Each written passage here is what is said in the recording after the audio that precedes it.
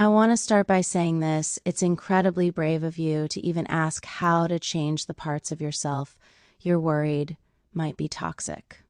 Most people spend their whole lives running from that kind of reflection.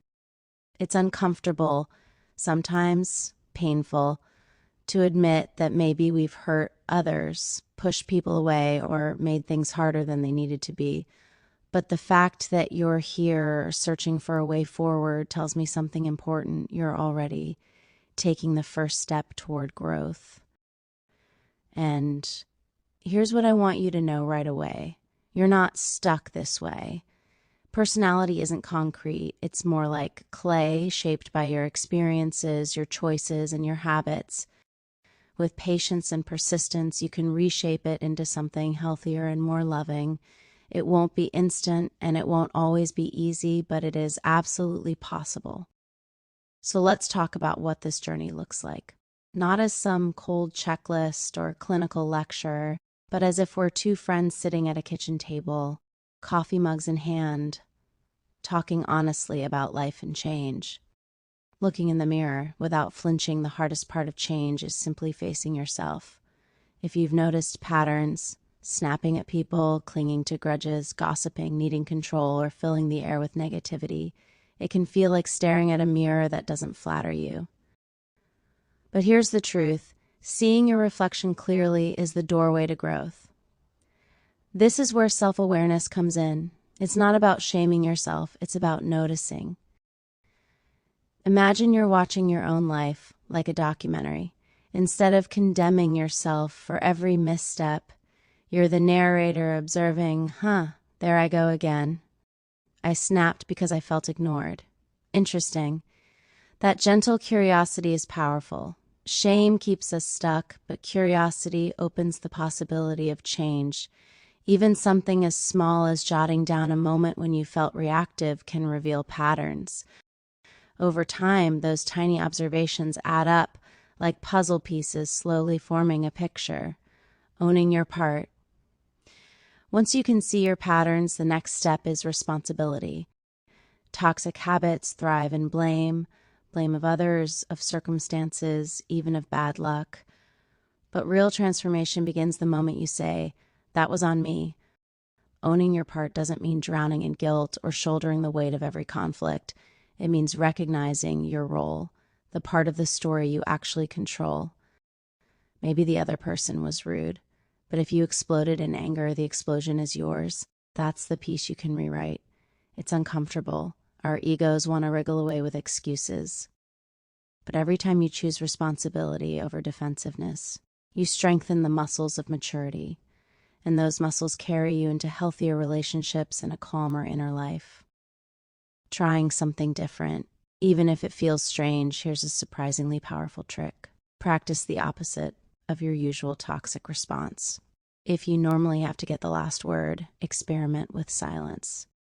If negativity is your reflex, try offering one positive observation instead. At first, it feels awkward, like writing with your non-dominant hand, but the brain learns through repetition. Every time you choose the healthier opposite, you carve out a new pathway in your mind. Even if you slip more often than not, the fact that you tried shows your brain another option exists. Over time, those experiments turn into habits, and habits turn into who you are. Boundaries as acts of love. Toxicity doesn't just harm the people around you, it hurts you too. Think about it. Saying yes when you want to say no breeds resentment. Lashing out in anger leaves you guilty and alone. Manipulating to get your way might give you short-term relief, but it erodes trust in the long run. That's why boundaries matter. They're not walls to shut people out. They're fences that define where you end and others begin. Healthy boundaries mean respecting others' limits and respecting your own. At first, it feels uncomfortable, especially if you're used to controlling or pleasing others. But boundaries are an act of love. They protect both you and the people around you from slipping into unhealthy dynamics. They make space for relationships to breathe instead of suffocate. Choosing words that build instead of break. A lot of toxic patterns show up in how we talk. Interruptions, sharp criticisms, passive-aggressive digs, or shutting down entirely. Communication can be gasoline on the fire. But here's the shift. Choose words that reveal instead of accuse. Instead of, "You always ignore me," try, "I feel hurt when I don't get a response. Could we talk about it?" The first statement attacks, the second opens a door. One closes hearts, the other invites connection. Even small habits matter. Making eye contact, really listening, repeating back what you heard to show you understood. These little shifts are like oil in the gears of a relationship, subtle but transformative. The magic of empathy. If there's one trait that softens toxic edges more than anything else, it's empathy. Toxicity narrows your focus to your own perspective, your pain, your fears, your needs. Empathy cracks that tunnel vision open. It's the simple act of asking, "What's it like for them right now?" That question can turn conflict into understanding, and understanding into compassion. And don't forget, empathy isn't just outward, it's inward too. Beating yourself up won't make you better. Self-compassion is the fuel that keeps change sustainable. Talk to yourself the way you'd talk to a dear friend. With honesty, yes, but also patience and kindness. You don't have to do this alone. One of the biggest myths about self-improvement is that it's a solo project, but sometimes our blind spots are just too deep for us to dig out on our own. That's where support comes in. A good therapist can help untangle the roots of your habits, give you new tools, and hold you accountable in ways you can't always do by yourself. If therapy isn't an option, turn to trusted friends or mentors. Ask them to gently point out when you fall into old patterns. It's humbling, but it's also deeply freeing. And don't underestimate the power of community, books, podcasts, groups, anything that reminds you you're not alone in this work. Because you're not. Every single person is carrying their own mess, trying to untangle it piece by piece. Making repairs where you can part of healing your own toxicity is healing the wounds you've left behind. That means apologizing, and not the half-hearted kind that sneaks in excuses. "I'm sorry you felt that way."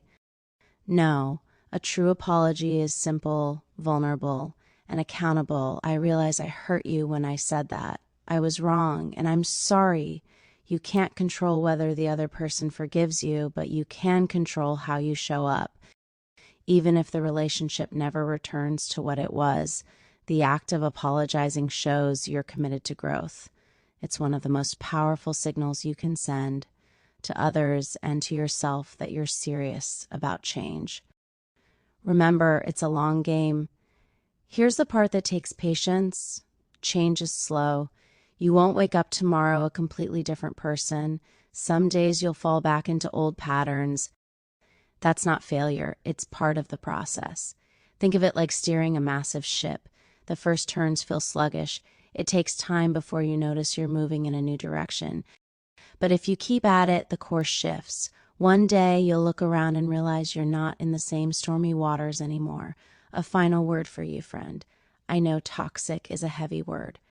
It makes you feel like you're bad, broken, beyond repair, but you're not. Toxicity isn't who you are. It's just a collection of habits and defenses that once made sense, but no longer serve you. The fact that you want to change means you're already on your way. And remember, change isn't about becoming someone else. It's about becoming more yourself, the truest, healthiest version of you that's been there all along, waiting to be uncovered. So go gently, be patient with yourself, keep choosing honesty over excuses, compassion over shame, and persistence over giving up. You're not walking this road alone. We're all stumbling our way toward better versions of ourselves. And you're already doing the brave work. That's not just self-improvement, that's transformation.